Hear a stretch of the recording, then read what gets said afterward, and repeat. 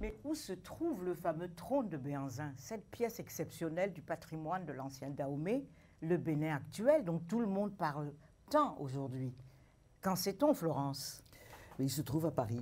Et depuis 125 ans, au musée du Quai Branly aujourd'hui, depuis ce jour du 17 novembre 1892, où sous les ordres du colonel Dodds, les Français entrent à Abomey, capitale du royaume du Dahomey, et saisissent 3 grandes statues dans l'enceinte même de l'enceinte royale.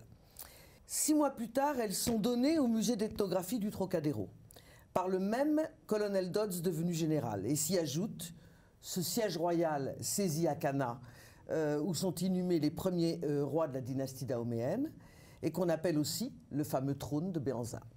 En 1894-1895, après la reddition du roi Béhanzin, les officiers livrent au musée du Trocadéro d'autres objets confisqués au Dahomey, parmi lesquels une sculpture dieu Gou, aujourd'hui visible au musée du Louvre. Ces objets sacrés sont des supports de mémoire et d'histoire, et ils recèlent une vraie portée politique. Mais alors, qui est ce Béhanzin? Qu'est-ce qui explique son importance aujourd'hui? Béhanzin, c'est une figure mythique du royaume du Dahomey et des résistances à la conquête coloniale. C'est le 11e roi de la dynastie dahoméenne. En 1890, au début de son règne, Béhanzin attaque les Français à Cotonou, capture des otages et assiège d'autres villages déjà soumis par les Français dans la région de Porto Novo. Il signifie à l'envahisseur de le laisser en paix par le défi. Si vous voulez la guerre, je suis prêt, dit-il. Sa dignité orgueilleuse est jugée arrogante, évidemment, mais opportune. C'est une aubaine pour en finir avec un royaume trop combatif qui fait obstacle à la conquête. Ah ben oui, ça se paye. Béhanzin sera capturé et déporté au sein de l'Empire colonial français. Oui, Béhanzin est capturé en janvier 1894 par le général Dodds et il est déporté avec toute sa famille en Martinique. La presse et les élus plaident la cause du souverain et réclament son rapatriement, comme le député guadeloupéen Gaston Gerville-Réache, dans son journal qu'il a fondé avec Victor Schœlcher, et tous le défendent. Il sera finalement transféré en Algérie en 1906 et il mourra à Blida la même année.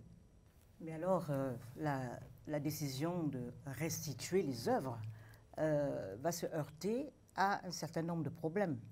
L'État français n'a peut-être pas tout prévu. Par exemple, il y a le verrou du Code du patrimoine en France, les vrais bénéficiaires du retour des trésors, les lieux, les méthodes, les conditions de conservation, etc. Comment on va pouvoir gérer la restitution des œuvres du patrimoine africain? Bon, il y a un rapport qui a été rédigé par Felwine Sarr et Bénédicte Savoy très récemment, qui a été remis au président Emmanuel Macron à sa demande, et qui inventorie un certain nombre d'actes annonciateurs de ce mouvement de retour des œuvres, et donc qui propose des solutions, puisque c'est ça l'idée, c'est d'essayer de trouver une solution au retour de ces œuvres, dans quelles conditions on peut le faire.